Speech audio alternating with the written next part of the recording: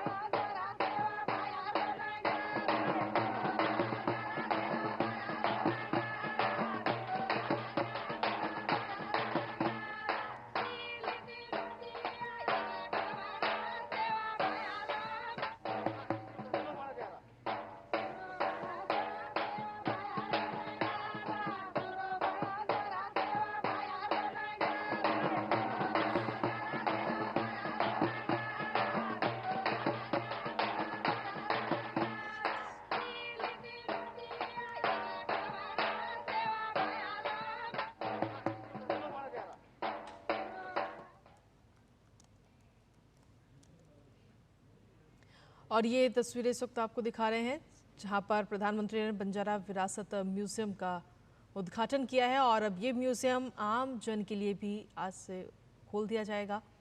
और ये तस्वीरें उस वक्त की हम दिखा रहे हैं जब प्रधानमंत्री ने बंजारा विरासत नगाड़ा म्यूजियम का उद्घाटन किया है। तो आज प्रधानमंत्री महाराष्ट्र के दौरे पर है। महाराष्ट्र के वाशी में प्रधानमंत्री इस वक्त मौजूद है जहां पर बंजारा विरासत नगाड़ा म्यूजियम का उन्होंने उद्घाटन किया।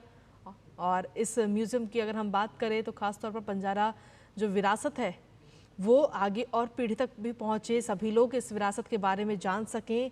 इसको ध्यान में रखते हुए इस म्यूजियम को बनाया गया है ताकि सभी लोग इसके बारे में जानें। और इसका आज प्रधानमंत्री ने उद्घाटन किया है और ये तस्वीरें आपको दिखा रहे हैं। इससे पहले प्रधानमंत्री ने माता जगदम्बा के दर्शन किए, पूजन किया, आराधना की, उसकी भी तस्वीरें हमने आपको दिखाई। और अब से कुछ ही देर में प्रधानमंत्री जनसभा को भी संबोधित करेंगे। तो महाराष्ट्र के दौरे पर हैं आज प्रधानमंत्री नरेंद्र मोदी और एक के बाद एक कई सारे कार्यक्रम उनके आज हैं।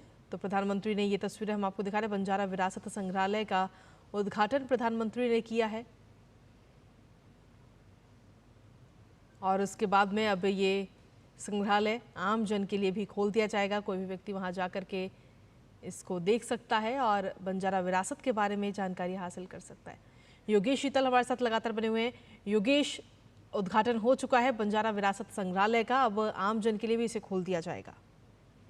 बिल्कुल आम जन के लिए खोल दिया जाएगा और आप एक तरीके से ये भी मान के चलिए कि जो पूरा क्षेत्र है ये वहाँ का भी कायाकल्प की एक बड़ी संभावना जो है, एक बड़ा दरवाजा है वो भी खुल जाएगा। क्योंकि अगर आप केवड़िया देख लीजिए, जिस तरीके से गुजरात का केवड़िया था जब स्टैच्यू ऑफ यूनिटी वहाँ पे नहीं था जी, तब का और अब का जो अंतर आपको दिखेगा वैसा मिलता जुलता आपको यहाँ पर भी दिखेगा। क्योंकि जैसा मैंने आपको पहले भी कहा था, पूरा ग्रामीण क्षेत्र है, आइसोलेटेड एरिया आप कह सकते हैं, सुदूर देहात में बसा हुआ क्षेत्र है, लेकिन लोग आएंगे। कोई प्रधानमंत्री आए हैं, उद्घाटन हुआ है, करीब 350 करोड़ जो है 376 करोड़ की जो राशि है उससे ये पूरा निर्माण हुआ है। निर्माण कार्य हालांकि अभी चल ही रहा है। ऐसी स्थिति में जो है जब लोग क्षेत्र जो पर्यटन के लिए खुलता है तो लोग उत्सुकतावश आते हैं और खास करके ये क्षेत्र जैसा कि मैंने आपको कहा कि आसपास अमरावती है। ठीक है योगेश, आपके पास वापस आएंगे। और इस वक्त प्रधानमंत्री संग्रहालय के अंदर इस वक्त मौजूद हैं और संग्रहालय को देखते हुए वो नजर आ रहे हैं। वहाँ पर क्या कुछ बनाया गया है, किस तरीके से इस विरासत को बचाने की कोशिश की जा रही है, वो इस वक्त प्रधानमंत्री देख रहे हैं और वहाँ की ये तस्वीरें हम आपको दिखा रहे हैं। म्यूजियम के अंदर की ये बेहद ही खूबसूरत तस्वीरें इस वक्त सामने आई हैं। तो महाराष्ट्र के वाशिम में ये म्यूजियम बनाया गया है, ये संग्रहालय, जिसका उद्घाटन प्रधानमंत्री नरेंद्र मोदी ने अब से कुछ ही देर पहले किया है। और अब इस म्यूजियम का अवलोकन करते हुए प्रधानमंत्री नजर आ रहे हैं और साथ ही जानकारी हासिल कर रहे हैं इस पूरे म्यूजियम के बारे में, कहाँ पर क्या बनाया गया है और उसका क्या मैसेज है, क्या मैसेज लोगों को दिया जा रहा है। बेहद ही खूबसूरत ये म्यूजियम बनाया गया है, ये संग्रहालय बनाया गया है। और अब इसके बाद में इस संग्रहालय को आम जन के लिए भी खोल दिया जाएगा। कोई भी व्यक्ति वहाँ जाकर के बंजारा विरासत के बारे में जानकारी ले सकता है।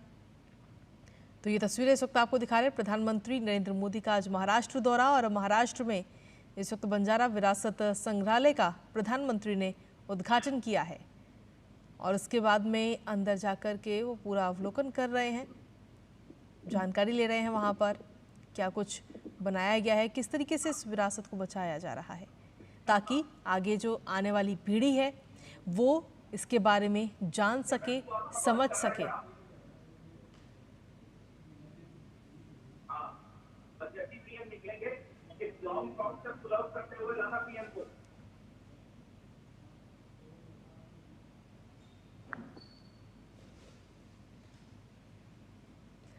तो ये तस्वीरें इस वक्त आपको दिखा रहे हैं बंजारा विरासत संग्रहालय की, जिसका अब से कुछ ही देर पहले प्रधानमंत्री ने उद्घाटन किया है।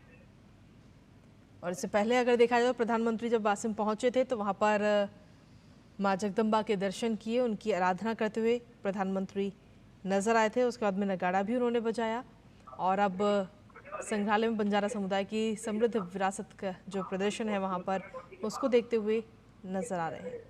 और हमारे साथ में योगेश शीतल इस वक्त एक बार फिर से जुड़ गए हैं। जी योगेश, संग्रहालय का उद्घाटन हो चुका है। जैसा मैं आपको बता रहा था कि अंदर में गैलरी जो है वो बड़ी गैलरी बनाई गई है और इस तरीके से बनाया गया है कि अगर कोई आदमी परिवार के साथ आ रहा है, एक्सटेंडेड फैमिली के साथ आ रहा है, तो भी वो वहाँ अच्छे से घूम सके। काफी खुला हुआ जगह जो है वो बनाया गया है। कुल 5 तल, जैसा मैंने आपको बताया था, 5 तल हैं। लिफ्ट की सुविधा भी की गई है। कोशिश ये की गई है कि जो लोग हैं, अगर मान लीजिए कोई सीनियर सिटीजन है, कोई वृद्ध है, कोई दिव्यांग है, उनको किसी तरह की दिक्कत अंदर ना हो, तो काफी चीजों को ध्यान में रखकर ये पूरा जो नगाड़ा भवन है उसको काफी चीजों को ध्यान में रखकर बनाया गया। प्रधानमंत्री फिलहाल इस चीजों का अवलोकन कर रहे हैं। अभी वो जैसा मैंने आपसे कहा था, अलग अलग तल पर जाएंगे, देखेंगे कहाँ पर क्या चीजें हैं जो कि वहाँ पे बनाई गई है। डिजिटल चीजों का ज्यादा जो है प्रदर्शन वो यहाँ पर बेसिकली किया गया है। काफी चीजें डिजिटल स्वरूप में यहाँ पर रखी गई है, मसलन जो मूवीज हैं या फिर जो डॉक्यूमेंट्रीज टाइप की चीजें हैं वो भी डिस्प्ले के लिए रखी गई हैं, बहुत छोटे तौर पर, कि छोटे आप कह सकते हैं कि जो लोग देखना चाहें कि किस तरीके क्रमिक विकास इनका कैसे हुआ, इनकी स्थिति पहले कैसी थी, अभी कैसी है, क्या करते थे पहले, अभी क्या करते थे, किन संसाधनों का उपयोग लाते थे, मवेशियों का इस्तेमाल कैसे किया जाता था, व्यापार कैसे होता था। तो हर चीज की एक झलकी जो है, एक प्रतिबिंब आप कह सकते हैं, वो यहाँ पर नगारा भवन के अंदर में वो इस तरीके से लगाया गया है कि जो भी यहाँ पर आए अच्छी तरीके से जागरूक होकर जाए, किसी तरीके का इग्नोरेंस या किसी तरीके का वो नहीं रहे कि इस बारे में ये नहीं जान सके, वो नहीं जान सके। कंप्लीट 360 डिग्री जो है वो नॉलेज जो है वो यहाँ पर मिल सके, ऐसा इन्होंने यहाँ पर बनाया गया है। तो फिलहाल प्रधानमंत्री इस चीज का अवलोकन करें, उसके बाद प्रधानमंत्री यहाँ से अगले कार्यक्रम के लिए प्रस्थान करेंगे।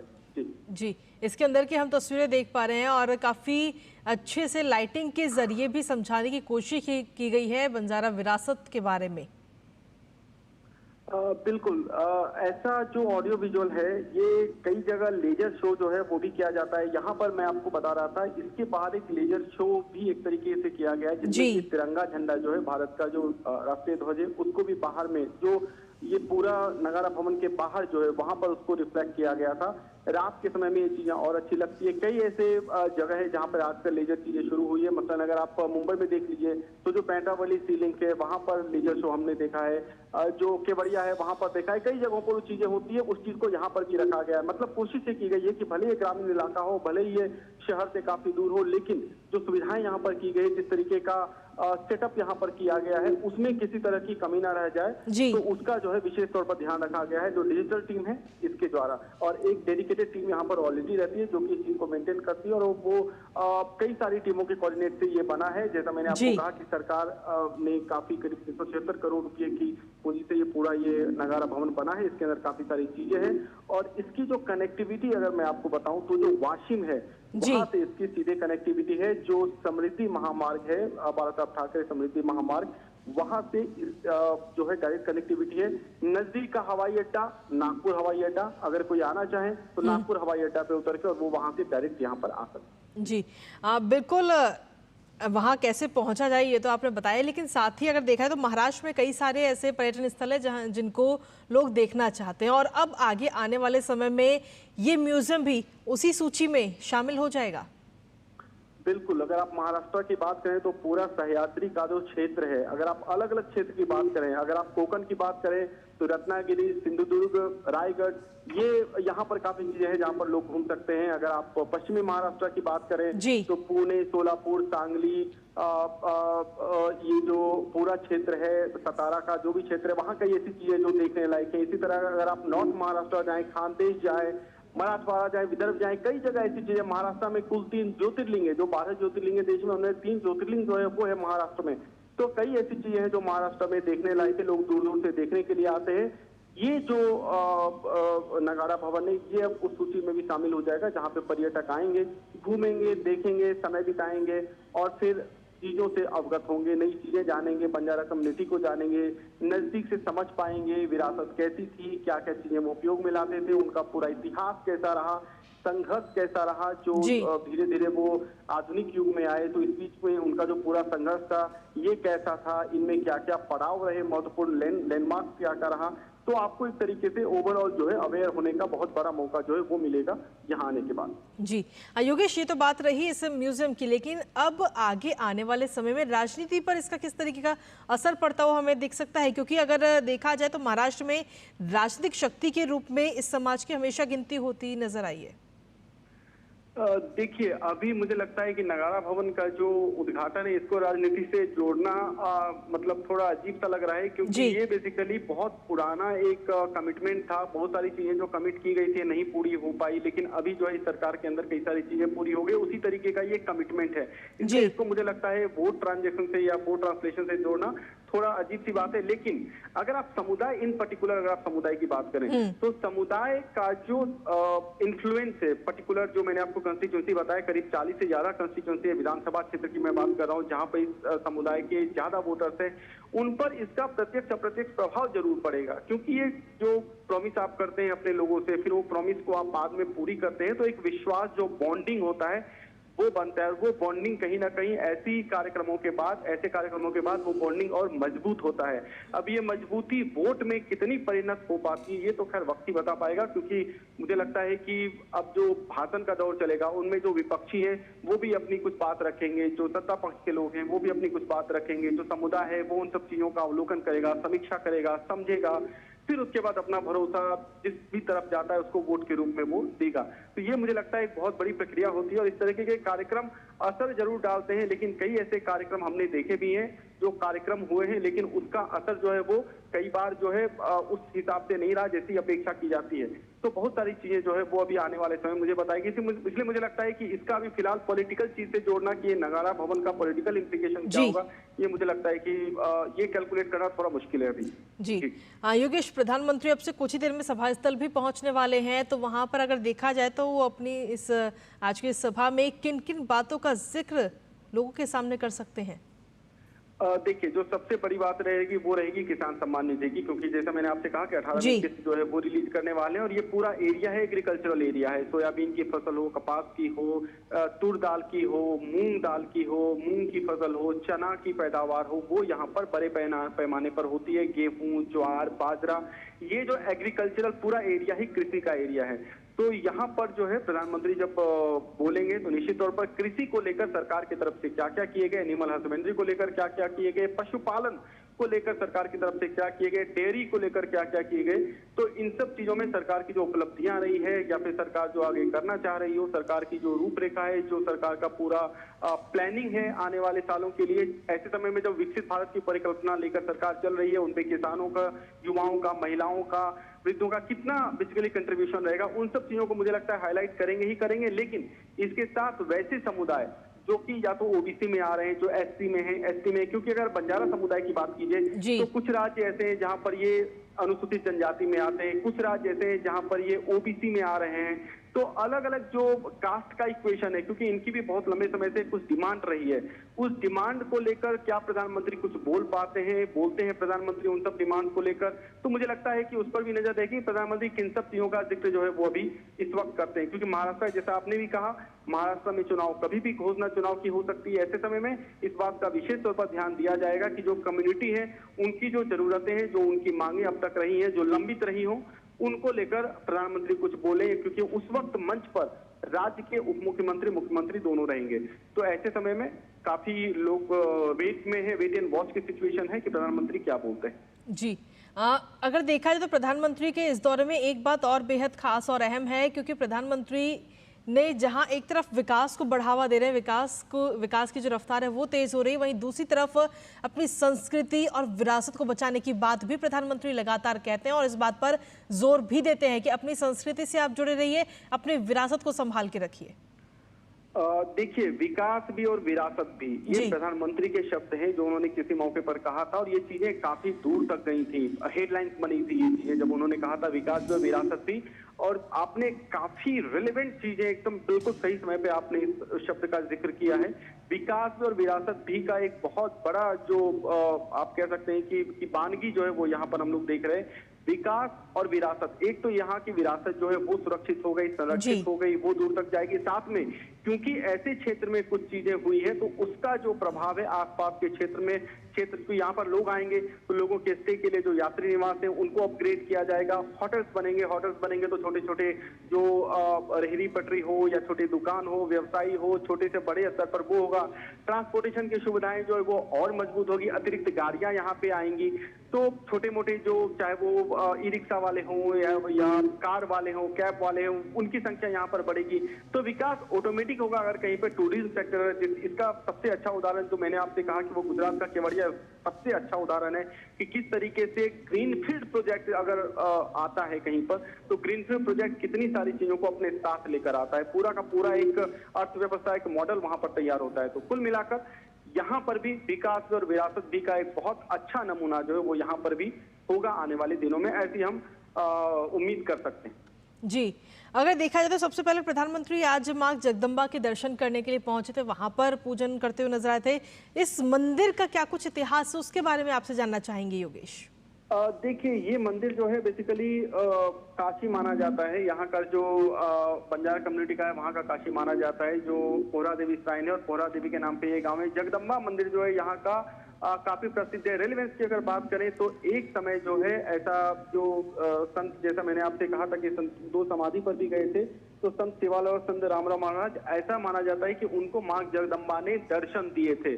जो अगर महत्ता की बात करें तो महत्ता यही है कि उनको मां जगदम्बा ने दर्शन किए थे और उनको कहा था कि आप इस समुदाय को बहुत आगे लेकर जाओगे, आप इस समुदाय का विकास करोगे और आप इस समुदाय के विकास का वाहक बनोगे। ये जो है, ये जानकारी जो है वो हमें यहाँ पर मिली है। और चूंकि मां जगदम्बा के दर्शन से ये पूरी चीजें शुरू होती है, तो ये चीजें उसके बाद यहाँ से आगे बढ़ी और पूरे क्षेत्र का विकास के साथ साथ वो इसको काफी आगे लेके गए। मैं आपको एक चीज का जिक्र यहाँ पर और करूंगा कि भारत में कई ऐसे मंदिर हैं। अगर पुणे की, अगर आप डगरू सेठ गणपति की बात कीजिए, तो डगरू सेठ गणपति में भी इससे मिली जुली कहानी है कि डगरू सेठ जो है वो हलवाई थे वहां पर, और उनको जो है गणपति ने इस तरीके की बात कही थी सपने में।